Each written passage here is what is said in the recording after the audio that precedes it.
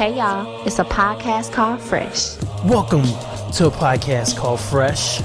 I am one of your hosts, Kellen Conley, aka Kels, and always with me, okay, not always because I just did a solo pod, but most of the time with me is Miles Amadeus Prower, aka Maps. How are you tonight, Maps? What up, though? I'm alright, man. Happy to be here. Glad we getting this junk done, especially after you getting people who write the comics giving you play for your reviews. I know that we can't even talk about that yet. We can't even talk about that. This is not it. We're not at that portion of the episode. You don't know. We're not. We're just gonna just to say that. Just kind of excited about that a little bit. Just a little bit of bubbly. First and foremost, Maps, congratulations on the birth of your son, sir. Thank you very much, man. I'm happy, very happy, and he's here and he's fucking up the little bit of consistency we had. The funny thing is, now that you've had your son, I bet you're sleeping more than you were before, and you have a newborn baby. Yeah, slightly I am, because I'm not really, but yeah, I'm not doing as much podcasting and stuff, so I do it a lot more naps and stuff in now. A rested Maps is a healthy Maps, and that's what we care about here at a podcast called Fresh. Anyway, we got some comic books to talk about, and so the Dawn of X has started. House of X has ended, Powers of X has ended, and now X-Men #1 came out, Maps. I read this issue, and I have 2 words, Maps. All right. 2 words going forward. Nah, fam. Go ahead. I was about to say, I do, from that, I know there's nothing I can say that you're not already on. Yeah. Like literally, I know that first issues aren't always that exciting. I've been here before. This ain't my first rodeo, okay? But literally, it was, hey, everybody. It's Scott Summers, everybody's favorite X-Men, and that's actually one of my favorite X-Men, so I was kind of excited, but it's like, he's going to do absolutely nothing this entire issue. Awesome. And then we're going to show him with his extended family. Oh, there's Vulcan. There's Havoc. Oh, there's Wolverine walking around in a bedroom that's connected to his and Jean's. What? Oh, and then also, on top of all that, here's a bunch of stuff with the Orgus organization that you thought was dead and gone. Now, who cares about all of that? Because Mother Mold's already gone. This is a great start to this new era of X-Men, and it's like when you were little and you would see like people playing with toys and you like, they don't know what to do. Like, well, yeah, I'm gonna look. Why is Magneto's base in the water? Oh, well, like, yeah, playing with this shit, right? Why are the fucking good guys with the bad guys? I can't do this. And this episode to me feels like it had all the pieces for some good shit. Just all the Summers in one house alone. That's fucking good as hell. Perfect cast for a bottle issue of X-Men. Exactly. It's just like, for me, it's like I was saying with all this, it's like, okay, first off, I like how they had the little banner in the beginning for Storm and Cyclops, because if you think about it, they the 2 leaders, they two cool. Of the most OGs they got. It reminded me of the fact that they once scored off for rights to be the leader of the X-Men, so I thought Storm, that was cool. That ass. Yeah, of course you do. You don't mess with the goddess, son. Even Scott Summers. Oh, no, not at all, man. But it's just like, also, side note, I like how they showing how Scott is getting better, how my man curved. He hit my man with the optic blast and curved that bitch. It was like it curved it like it was a football or something. The shit was dope. But it's like my main thing with this, and I'm not gonna split no hairs or whatever, because if we're gonna keep it real, y'all, we are super duper mutant fatigued right now, and yes. It's just with this whole thing, and I get it. I listened to this Hickman interview he did, and I see what he's doing, and I guess the thing was, it's supposed to be a story of mutants, not the story of the X-Men. But I still feel like even with this issue, a lot of dope stuff they could have touched. What they have on here, and I'm guessing they have to spread it out. Just off of this, just the premise of this, they could have split this up into so much more stuff. Just Magneto and Polaris, just them kicking it in general and not beefing is a big deal. And I feel like all this shit is dope. It's dope and it's great to see, especially like old heads like us. But I feel like we haven't earned any of it. No. For Cable, even though it's Kid Cable, would it be called a Jean Grey mom? Yeah. I was like, but wait, Madeline Pryor's your mother. Yeah, and even with that, this is the shit that happens at the end of a long-ass arc. Yeah. And then it's like, okay, things have changed. We're different people now. We have different relationships. I don't know, it was good. It was interesting. And like I said, I think it's mainly because they're trying to get new people on. Also, I thought it was funny that one panel they had, one man, Cyclops, said, on your right with all the gorillas, be careful. There's sure to be savvy. All these apes have PhDs. Yes, that was funny. Perfect dry humor. There was good moments, man, but I don't know, man. Like you said, they had a lot of cool elements, but then I thought once we got out of House of X and Powers of X, we would get away from all the handbook stuff. Like, I mean, don't get me wrong, it was super cool in House of X, especially in the beginning of the show, like all these new things we're learning about Krakoa and everything, and all these words that we're reading and everything. But now it's just like, it's almost jarring and it takes you out of the story when you get a page like that. It's like, oh, by the way, let's talk about how the Summers are set up on the moon. And what happened to the Inhumans maps? I don't know. And y'all, we dipped in and out of this. This is us coming back and the whole thing. I know, as far as the Inhumans, last I heard, they was on Earth. Terrigan missed. Mm-hmm. And I know they went to war with the X-Men. I really started getting off at that point because I was getting bored. I mean, didn't Cyclops die from inhaling the Terrigen mist or something? Yeah, his thing. He came back. And it's, I don't even how the nigga got to the moon. Even him on some house hunter shit, looking at places.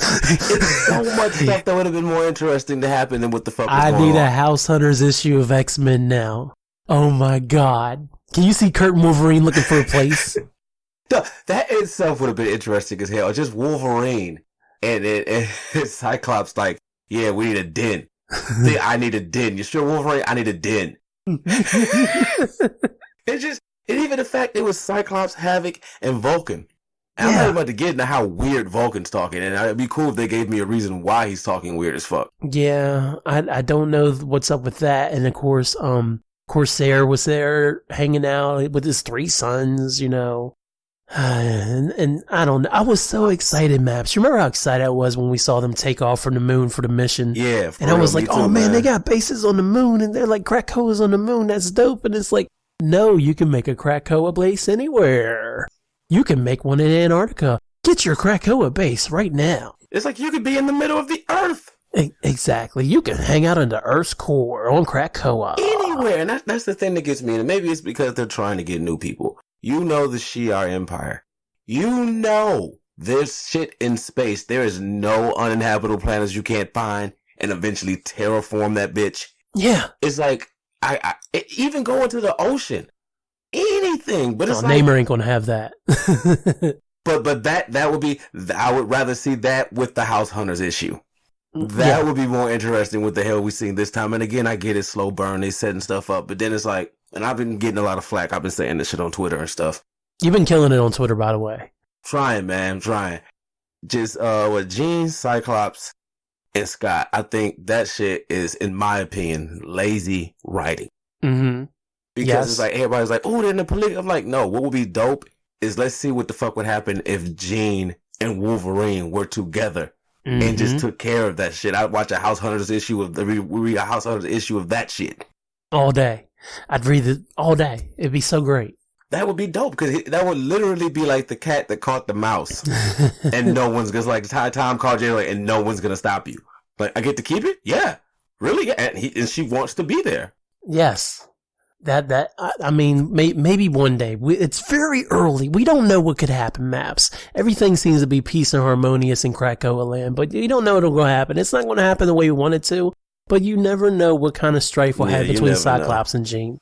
So, was there any other things you wanted to say about this issue? I feel bad that even with the whole thing with Orcus, I don't care. I don't either. Don't feel bad. I don't care about them. I don't care about Olga. And another thing, if you're doing the space burial, which I think is awesome, what is the fucking point of building a coffin if you're sending it into the sun?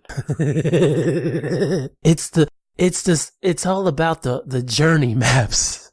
It's not going to be a journey. You're going into the sun. They were right outside the sun. You would literally burn up within seconds. But I guess it's better than sending naked people out there just to disintegrate. I guess that would be real disheartening. It's the journey. The 2-second journey, but I don't care either, man. I really don't. I don't care about her plan. I don't care about his resurrection. He had his moment. He killed some X-Men and it didn't matter ultimately. So, I mean, like, what are they going to do? Build another Mother Mold? This this issue felt forced from like the interaction between Wolverine and Vulcan. Mm-hmm. Like, he talks like some old, like, there's the fire inside of me burns just like the fire. And it's like, it's like, if you found out this whole issue was like on some mind control shit, it would make sense. It was funny about the grill, though, with him arguing about how he wanted his steak done. That was kind of funny. It was. It just, I don't know. I don't know. Maybe I haven't because I haven't seen Vulcan in a while. Well, it's just this whole issue. It just seems like a placeholder. Yes. But I guess that's cool. It makes you, but it didn't hold my attention enough to make me be like, ooh, I want to read next issue. If anything, I'll be like, I'll come back in a couple months. So, with that said, are you reading X-Men 2? Eventually, yes. Okay, but not when you're not planning on week of or anything like that? Probably not. I don't know. But then again, I could be lying. So. Yeah. I'll tell you this. I'm not reading X-Men 2. If you say, Kels, you gotta read X-Men 2, I will read it. Like, and that's only if it's like the week of. If you say a couple of months now and like, hey, check out X-Men 2, I'm like, okay, I'll read it because you asked me to. And that's how it works. But I'm out. I'm out on the X-Men title. This issue proves to me that House of X and Powers of X is kind of leading to a whole bunch of nothing.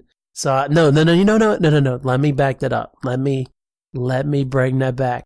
I'm not out on X-Men completely, but I will say that I'm going to wait for the first trade before I'll read everything. I think that's fair. So I can see exactly what Hickman was going after issue 1. And that way I'm not just completely like, I'm not reading this. Because that's how I feel. But I know that Hickman's a good storyteller. He might pull some things off. But I will just wait till the trade to read anymore. I will say this. And again, since issue 5 of, what was it, House, I've been pissed. But I will say this, after listening to Hickman, I don't agree with everything, but I understand it. His thing was saying, and it is kind of true, all the shit that we love from X-Men and all that shit, he was like, you have to realize most of that shit was Claremont. Yeah. And it was like, he wrote all of that shit. So they was all like, your favorite stories. His shit extended across all of the X-Men shit, and he was in charge of that shit. Mm-hmm. That's why it went so cohesively. He was like, that shit will probably never happen again. So he was like, with that, they just brought him in. He said he doesn't write Marauders. I know, I just realized X-Men 1. Yeah, he says he just talks about this shit. He has certain plot points that he wants to happen. Like he said, my man who wrote Marauders 1 was like, I want to do a pirate story. Okay. And then that's when they came up with that. And he said, okay, well, you got to add these points. And that's how that shit happened. So I guess for them, they're just trying to do some different stuff and breathe some new life into it because it's like a few people. Shout out to my man, I can't remember my man's page. I'm hating now, you're going to hate me, but my man Hyperion on Twitter, we was talking about that, and he said he felt the same way we felt. It was great to see a whole bunch of people who were unused and forgotten about. Fuck Gorgon. Fuck the Gorgon. He said it was just disappointing to see all that and nothing happened. Well, Mav, speaking of the Gorgon and that piece of shit that it is, let me just say that Marauders #1 can wait till we come back from break. Woo! Good one. We'll be right back, y'all. Blurred up. Blurred up. My daddy's podcast is called Hyphenation. It's the world's greatest podcast. Barack Obama approved. On Hyphenation, my daddy talks about all kinds of cool things. And sometimes I'm on the podcast too.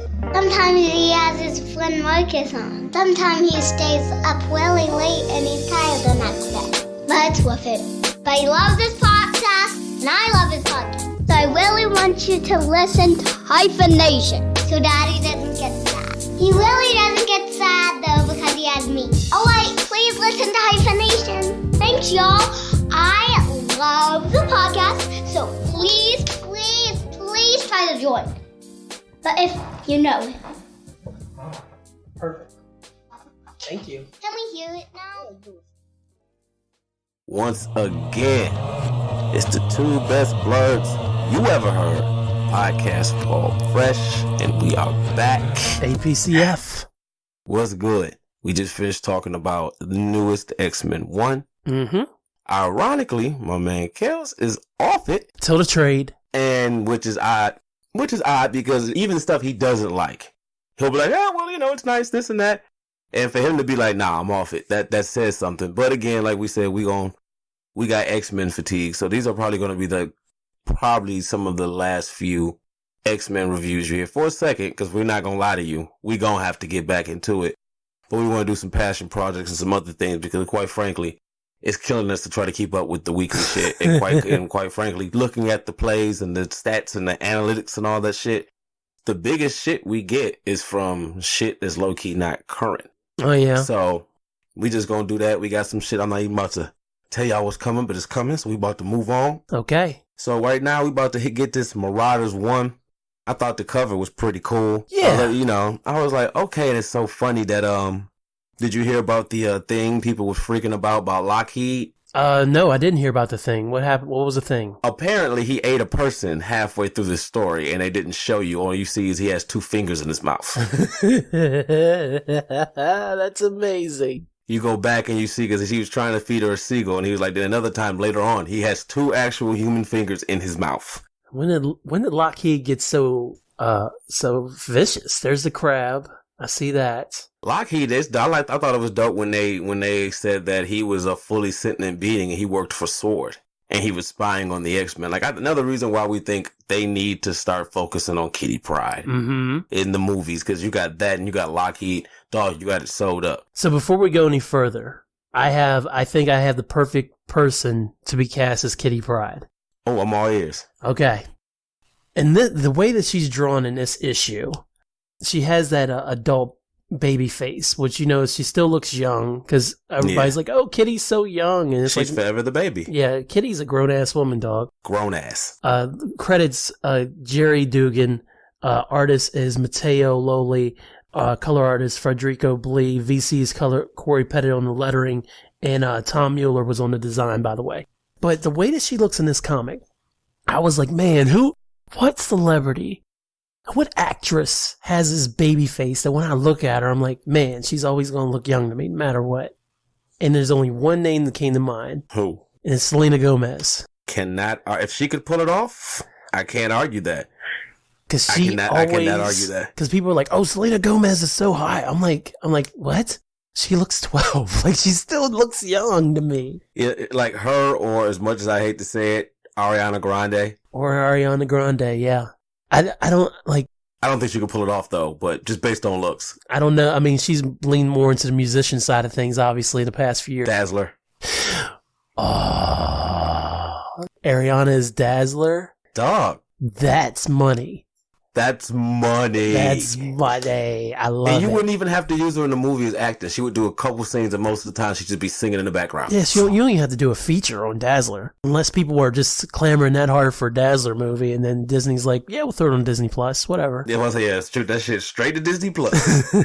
It's not a bad place to be, though. You could put out a Dazzler album, make music videos that had a whole shit be set in the 80s. Oh my! I'm about to DM her manager. Is she Scooter Braun? I don't know. I'm going to DM her manager. Get this free money. Go call Disney and drop my name, by the way, as executive producer and Maps, and then make this Dazzler money with Ariana. It's easy money. You're welcome. Easy money, man. But yeah. So this issue, it gets right into the shits, man, because like Storm and our boy Kurt Wagner's welcoming everybody to one of the Krakoa gates, saying, hey, everybody's a mutant is welcome. Come on in. And then, lo and behold, Kitty smacks right into that bitch. Funny as hell. It is funny. She hit that shit hard, too. It was that you could look at her nose, and that's that, like when you walk into the doors, the electronic doors, this shows that for 1 second that you think, hey, this might not work. She walked straight face first into that mug. Also, kudos to them for having her nose be messed up. The whole for almost the entirety of this issue. I thought that was really dope because they committed to it. Yeah, they did. So Kitty can't get into Krakoa, and everybody's like, "Oh, Kitty's not a mutant." I didn't get a vibe that Kitty wasn't a mutant at all. I feel like there's something up with her. It's something to do with the phasing, and her going to the gates. I may suspect Emma has something to do with it, possibly, in order to get her to do what she ultimately ends up doing this issue. I feel like there is, hell, frickin' Xavier might have something to do with it. I feel like there's other things at play here besides her not being a mutant. So I'm not buying that whole theory. What do you think? I'm hoping not. I wouldn't put it past them because just how they're trying to do with get the new people and stuff. But my thing is, for her not to be a mutant, Kitty literally saved the world from a giant bullet. Yes, she did. I wish I was making this shit up. Read your comics. One of the best run of X-Men, in my opinion. Mm-hmm. But she's an OG. She's one of the originals. So I'm hoping. I don't see how that would work where she's not a mutant. But I definitely know. We both know Hickman's probably going to be mad because we peeped it. They're setting her up to be the third member of the Hellfire Club on the powers of 10 or the council or whatnot. Oh yeah, because Emma was already pitching. She already said she wants her to be, was talking colors and everything else. Yeah, so yeah. And Emma's not one to be coy about what the fuck she wants. No, not at all. So I could totally see that as well. God, I don't want Hickman for her to not be a mutant though. Like that just makes me angry. It's just so much stuff to like. What would she be if she's not a mutant? Then it's just I don't know. She be an Inhuman somehow. I guess. I almost feel like she would be an Inhuman somehow. And why would that work? Why would that work? I don't know, man. But it's just and if it's just something because it's a reason for her to have her own little series, I'm cool with that. Just her leading a team because I've been saying for a minute, Kitty, and I'm not saying Kate. Kitty is that chick because people forget how dope she is. First of all, she could phase, and second of all, she was trained by Wolverine. That fight scene in this issue was excellent. Oh, so good. And this issue reminded me, like Astonishing did it, and this issue did it. Like my exposure to Kitty has been limited because when I got into X-Men Maps, Kitty was in Excalibur, and I didn't read Excalibur. I was all animated series, and I would get X-Men and Uncanny X-Men, so I knew Blue Team, Gold Team, but Kitty wasn't on those rosters. When I went back and read like the Essential X-Men and stuff like that, when Kitty showed up in the 70s with Claremont and everything, I enjoyed her character then, but just from Astonishing in this issue alone, I realized that Kitty is probably one of my favorite X-Men, and I just never really came to that realization until just now. And that's the thing that's dope about the X-Men with the right writing. Just some stuff that you didn't even know you needed. Before, I think Astonishing X-Men, I didn't know how much it's like you would see Kitty and Emma walk down the hall like, oh shit, say something, because Emma be fucking with Kitty so hard. Mm-hmm. But then you find out it's all out of love, and it's just how like she said she had her on the team. Well, I'm like, we going too far, but it's just dope. How, like I said, Kitty, you don't know, or like you can read the issue and be like, dude, I really love Colossus. Yeah. Yeah. And it's like, that's the dope thing about them because it's like they're all individuals amongst themselves. Then you can like the part how they come together as a team. And that was the thing about X-Men. Them people be straight arguing. And then like, oh yeah, we're fighting these people in a battle to the death. I still pissed that you stole from me, but I need you to help me kill this guy so we don't die. Yeah, man. And it was just ill. You know what I'm saying? But yeah, Kitty, I think she's up there. Like the way people look at Jubilee, quiet as kept is the way I look at Kitty too. Cause she's just dope. And like I said, even one day we got to review that, Wolverine when he had at school, one of the first teachers he got was Kitty. Cause she'll pop shit to Wolverine. She'll pop shit to everybody. And like Emma says later on, no one questions her because they know she's fair across the board. So if she's getting in your ass about something, it's cause you deserve it. Yeah. So you don't like the Kate thing either, like the whole we're trying to make her sound adult. Like no, I'm not with that. You're not with it either, right? No, it's like you gotta die and come back. You gotta die. I would sooner see her say Catherine. You know it is possible for her to die and come back and then be Kate nowadays. By the way, just a reminder. Very true. It's just Kate. It came out of nowhere. It was just like, yeah, call me Kate. You know what though? Emma calling her Kate feels right because I feel like from Emma, it's a sign of respect and a sign that she's trying to make, like she sees her as a woman and a leader in her own right. Like, but for everybody else, like Storm and Kurt and Logan, especially Logan, did not call her Kitty. That's just gonna be weird. But I mean, we'll see. Another question. Goes. Yeah, I have. Where the fuck is Colossus? We have not seen him at all. I don't even know where he's at. Last I heard, they were getting married. I was gonna say I don't even know where he was at in previous continuity before House of X and Powers of X even started. So no idea where Colossus is. Couple quick things I wanted to hit on this issue because this one was a pretty fast moving issue. Like they fought some Russians who were keeping mutants from going through a Krakoa gate. What did you think of Iceman? Wolverine's, what? Or I said, what did you think of Iceman? What were you saying about Wolverine? Oh, I was thinking it was dope how even in Paradise, Wolverine needs his booze. Oh, he needs his booze and he needs his pomade. Yeah, even in Paradise. And then, like, he had a shopping list. Ribs, Canadian Club whiskey. Ribs from Memphis. Ribs from Memphis. Yes. Not just any ribs. Ribs from Memphis, yeah. He said from Rendezvous in Memphis, they'll FedEx them to you. Canadian Club whiskey, just a couple cases. Suds, load the rest, put them in a case. Cubano sandwiches from the wine cellar in the village. Pomade. The Dapper Dude one. The Dapper Dude one. But keep that under the hat. And coffee. And it's funny, I think it's funny, everybody low-key has been saying throughout this, the coffee on Coca-Cola sucks. Oh, man, yeah, the shopping list was epic. This is fun Wolverine, so I was completely fine with it. And I love that Kitty was drinking his liquor. Like, that was funny, too. Yeah, and that's another thing that's cool about Kitty, is like, she's the only one, like Jubilee. People fear Wolverine. Yeah. She's like, I'll steal from Wolverine, and then what?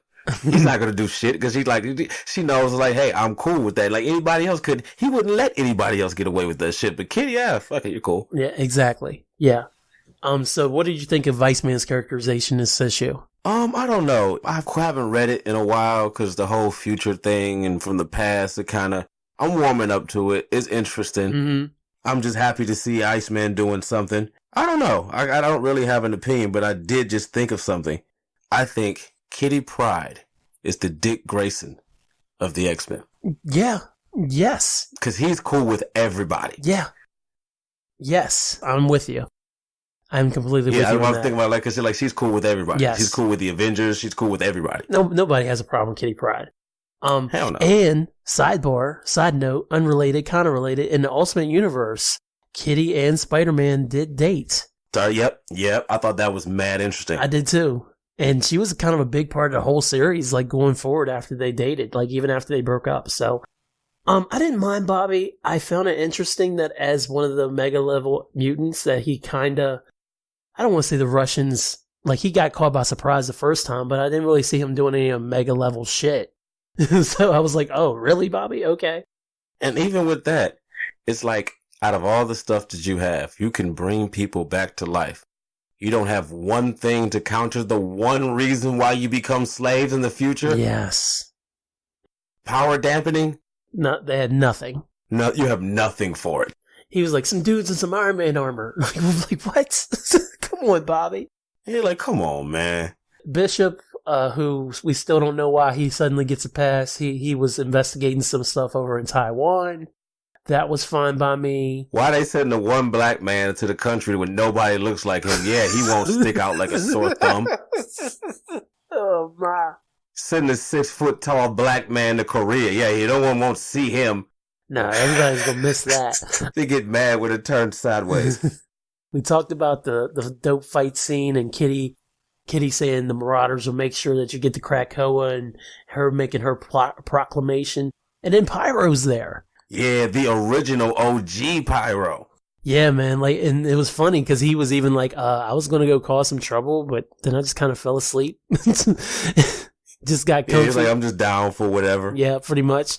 And in cool moment, during the fight with the Russians, Pyro says something about anybody got a light, and there's Pyro. I mean, there's Lockheed hitting him up. Yeah. And then he's like, I got a motherfucking fist full of dragon fire. And it looks like he kills everybody, but I read the thing Hickman said that he just burnt them. Yes. I wasn't Hickman, I forget, he said they just burnt them, but it looked like they straight up died. Oh, yeah, of Another course. thing on this, I also thought it was funny, we also said it before, but it's this fight scene with Kitty is just dope. And it's like, a lot of people sleep on Kitty, because like when they had World War Hulk, she crippled the Hulk, even though temporarily. She crippled the Hulk. She took his ass and took him underground and just left most of his body underground, so it fused with the concrete in his flesh. Yep.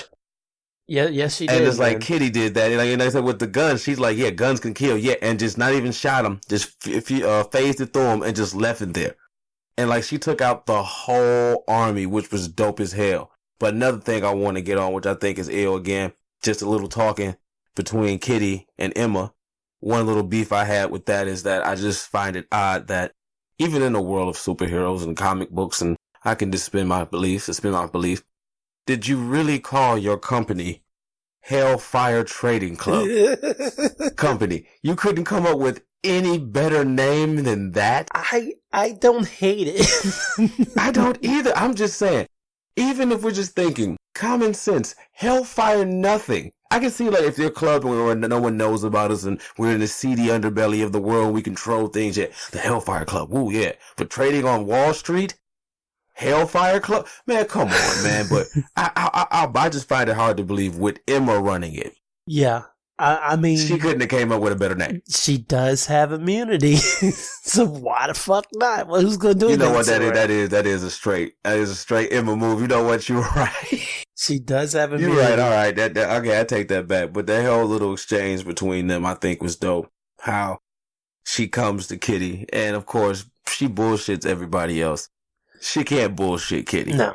Kitty is like one of the few people who saw through her. And again, side note, I've been finding a lot of, I've been getting a lot of resistance online. People saying like no one likes Scott and Emma. I find that crazy as hell because somebody's like, we didn't like how Scott became after he was with her. You mean awesome? Yeah. I mean, you're kind of right, man, because once my fandom of Scott Summers started after Jean died, like, and it literally was Astonishing X-Men that sold me on the character of Scott Summers. For years, I was always like, oh, he's just he's the leader, the good old boy, Professor Xavier's, whatever you say, Professor Xavier. And then Astonishing, man, it was like a whole new world for Scott Summers. He became his own, because before that, he was the poor man's Captain America. Yeah. Or the poor man's mutant Captain. But after that, it was like, this guy's about that life. And even just, I always thought the whole relationship between him and Emma was dope because for so long, we all was like, I'm waiting for the other shoe to drop. Ooh, they gonna get this bitch. Oh, then even when Mystique was on the team, we like, oh shit, both and they both gonna do it. And then you find out that she was the one, she really loved Scott. And again, we keep saying this shit, an ill-ass backstory. Her character development is bananas. Yes, it is. Bananas. Yeah, man. Like I really encourage everybody to go back and just read, like start with New X-Men and just kind of read as much X-Men material you can that has Emma in it, because Emma really has went through a ride of a transformation since and that was just in like the last 19 years. Emma has really seen a lot of things happen to her, and she's had a lot of cool things happen to her, a lot of bad things happen to her. But the development that all the writers have done with making Emma Frost what she is today is really worth reading, I think. Oh, totally. I think so too. And just what we were saying about how she comes to Kitty and she's basically like, yeah, I want you to run this company. And I thought it was dope that she's like, I like you because you never gave nobody a blow to the ribs, even when they deserved it. And she was like, you're consistent.